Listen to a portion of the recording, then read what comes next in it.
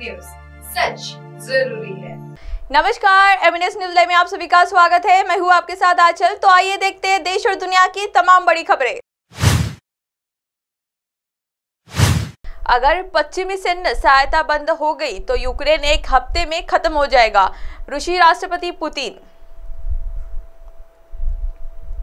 Ukraine और रूस के बीच बीते कई महीनों से लगातार युद्ध जारी है। वही पश्चिम युद्धग्रस्त यूक्रेन को सहायता देना जारी रखेगा, जिसके बाद रूसी राष्ट्रपति व्लादिमीर पुतिन ने कहा है कि यूक्रेन पश्चिमी सैन्य और वित्तीय सहायता के बिना एक सप्ताह से अधिक समय तक टिक नहीं रह पाएगा। अल जजीरा की रिपोर्ट्स में ये जानकारी सामने आई कि यूक्रेन और रूस के बीच बीते कई महीनों से लगातार युद्ध जारी है। वही पश्चिम युद्धग्रस्त यूक्रेन को सहायता देना जारी रखेगा, जिसके बाद रूसी राष्ट्रपति व्लादिमीर पुतिन ने कहा कि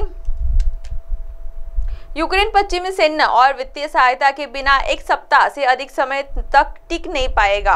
अब जजीरा की रिपोर्ट्स में यह जानकारी सामने आई है कि पुतिन ने यह दावा उसी दिन किया था जब यूरोपीय संघ के अधिकारी ने चेतावनी दी कि अगर कभी के लिए अमेरिका का समर्थन खत्म हो गया तो फंडिंग गैप को पूरा नहीं कर पाएगा। धीमा हो सकता है ये यूक्रेन के लिए अमेरिका समर्थन। इस सप्ताह की शुरुआत में अमेरिकी राष्ट्रपति जो बाइडेन ने कहा था कि उन्हें चिंता है कि यूक्रेन के लिए अमेरिकी समर्थन पटरी से उतर सकता है। वल्दाई डिस्कशन क्लब की बैठक में बोलते हुए पुतिन ने कहा कि यूक्रेन को हर महीने आने वाले अरबों डॉलर के दान को बदौलत आगे बढ़ाया जा रहा है। पुतिन ने कहा कि अगर कोई रूस जाए तो इस हफ्ते में सब खत्म हो जाएगा।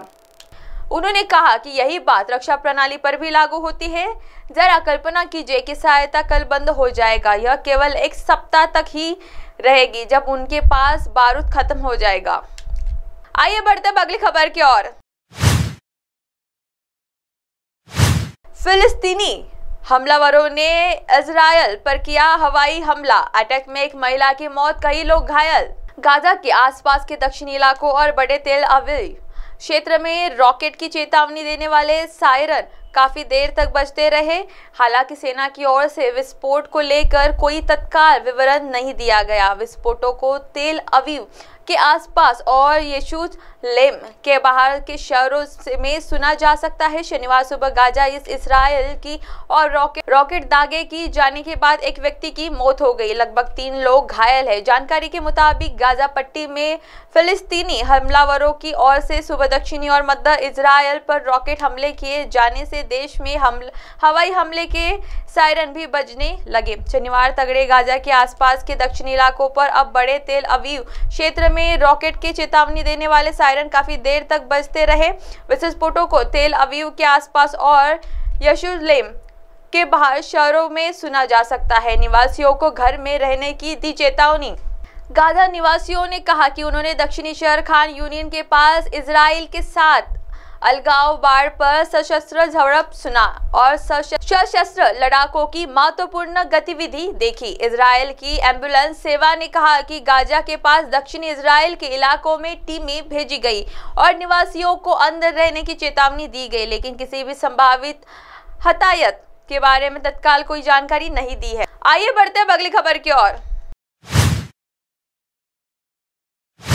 USISPF चीफ के कनाडा को जमकर लताड़ा, कहा ट्रूडो का बिना सबूत भारत पर आरोप लगाना दुर्भाग्यपूर्ण। USISPF प्रमुख ने कनाडा को जमकर लताड़ लगाई है। उन्होंने कहा कि यह दुर्भाग्यपूर्ण है कि ट्रूडो ने बिना किसी ठोस सबूत के अपनी सांसद के भारत के खिलाफ आरोप लगाए। गौरतलब है कि जून में खालिस्तानी अलगाववादी नेता हरदीप सिंह निज्जर की हत्या में भारतीय एजेंडों को शामिल करने में ट्रूडो के आरोप के बाद दोनों देश के बीच तनाव बढ़ गया। भारत और कनाडा के बीच राजनयिक रिश्ते खालिस्तानी आतंकी हरदीप सिंह निज्जर की हत्या के बाद बिगड़ गए हैं। कनाडाई प्रधानमंत्री जस्टिन ट्रूडो ने आरोप लगाया था कि निज्जर की हत्या में भारतीय एजेंट शामिल हो सकते हैं। इस आरोप पर उनकी दुनिया भर में आलोचना हो रही है। अब USISPF ने भी ट्रूडो को जमकर पटका लगाई है। ट्रूडो का भारत पर आरोप लगाना दुर्भाग्यपूर्ण।